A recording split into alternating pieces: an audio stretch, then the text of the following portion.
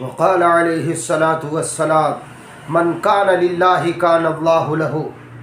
سچ میرے آقا نے فرمایا کہ جو اللہ کا ہو گیا اللہ اس کا ہو گیا۔ اسی لیے کہ اللہ والے کہتے ہیں جو تو میرا، اے میرے اللہ جو تو میرا تو سب میرا، فلک میرا زمین میری۔ اے میرے اللہ جو تو میرا تو سب میرا، فلک میرا زمین میری۔ اگر ایک تو نہیں میرا تو کوئی شے نہیں میری۔ ہے میرے اللہ آپ مل گئے تو سب مل گیا، آپ نہ ملے تو کچھ بھی نہ ملا، میں تو برباد ہو گیا۔ مسلمان کا سب سے بڑا جوہر، سب سے قیمتی سرمایہ اللہ کا تعلق ہے، اللہ کی محبت ہے۔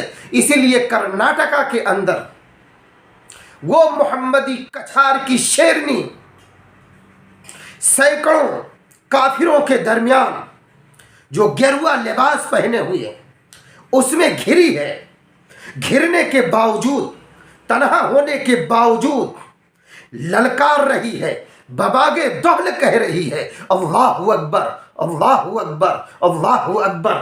نعرہ تکبیر کی صدا آپ خود ویڈیو دیکھیے اور تجربہ لیجئے۔ جس وقت نعرہ تکبیر کی صدا وہ بلند کرتی ہے تو ان گیروا، ان بدماشوں اور ان نالائقوں کے سینوں میں بھونچال آ جاتی ہے۔ ایسا لگتا ہے وہ ایک ہی نعرے سے، ایک ہی تکبیر سے سہم گئے۔ ہاں مجھے یاد آتا ہے جب وہ نعرہ تکبیر بلند کرتی ہے تو مجھے حضرت جعفر طیار رضی اللہ عنہ یاد آ رہے تھے۔ کتنے تنہا جب کافروں کا قلعہ فتح کرنے گئے ہیں، اکیلے ہیں، گھوڑے پر سوار ہیں، دشمن کی سامنے فوج ہے، ان کا قلعہ ہے، تنہا انہیں دیکھ کر پوری کی پوری فوج خوف زدہ ہو گئی۔ تو بادشاہ ان کا حیران اپنے وزیر کو بلاتا ہے اور کہتا ہے کیا ماجرا ہے؟ تو کہا بادشاہ سلامت، آپ دیکھ نہیں رہے ہیں ایک آدمی کے سامنے ہماری پوری فوج اپنی گردن جھکا دی ہے۔ کہا ماجرا کیا ہے؟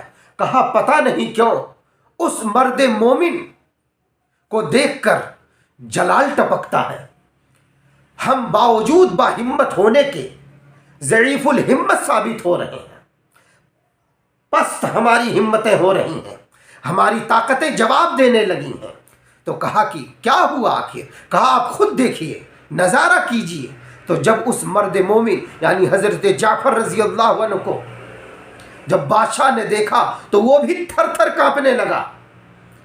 اس واقعہ کو حضرت مولائے روم رحمۃ اللہ علیہ نے مثنوی میں بڑی تفصیل سے درج کیا ہے، بڑی تفصیل سے۔ پڑھ کر ایمان بڑھ جاتا ہے، پڑھ کر ایمان تازہ ہو جاتا ہے، پڑھ کر اللہ کی محبت دلوں میں مچلنے لگتی ہے۔ محترم حضرات، جب ہم اور آپ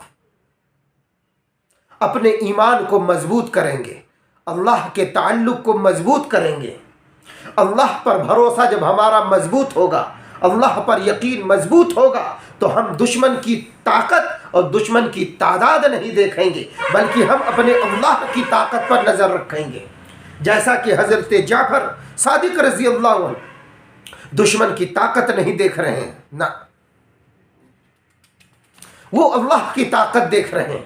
انہیں پتا ہے کہ زمین و آسمان کے ذرے ذرے پر ہمارے اللہ کی طاقت کا ڈنکا بجتا ہے، اللہ جو چاہتا وہ ہوتا ہے۔ اسی لیے صاف اعلان ہے قل اللہم مالک الملک تؤتی الملک من تشاء وتنزع الملک ممن تشاء وتعز من تشاء وتذل من تشاء بیدک الخیر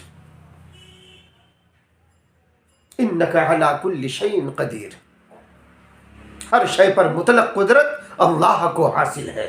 وہ جس کو چاہے بادشاہت دے، جسے چاہے فقیر بنائے، یہ اسے قدرت حاصل ہے۔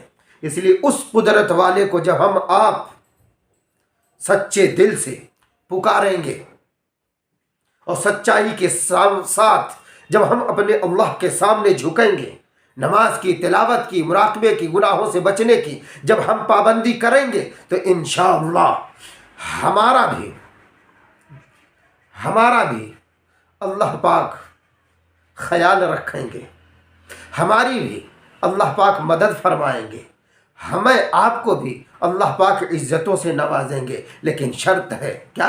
من کان للہ کان اللہ لہ، جو اللہ کا ہو گیا اللہ اس کے ہو گئے۔ ہم آپ اللہ والے بنیں۔ اللہ والا بننے کے لیے شرط ہے کہ سب سے پہلے ہم لوگ گناہوں سے توبہ کریں، اور توبہ کرنے کے ساتھ ساتھ پھر ہم سیکھیں کہ اللہ کی محبت کیسے بڑھتی ہے، اللہ سے قریب کیسے ہوا جاتا ہے۔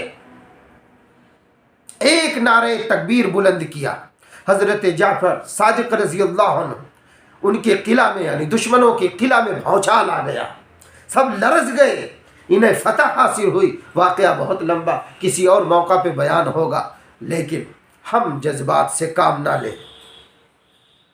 جذبہ یہ کہاں استعمال کرنا ہے یہ بھی اچھی طرح سیکھیں، اچھی طرح جانیں۔ انشاءاللہ اللہ پاک ہمیں آپ کو بھی عزتوں سے نوازیں گے۔ اسی لیے وہ اللہ والے کہتے ہیں کہ اے اللہ جو آپ مل گئے تو سب مل گیا، آپ نہ ملے تو کچھ بھی نہ ملا۔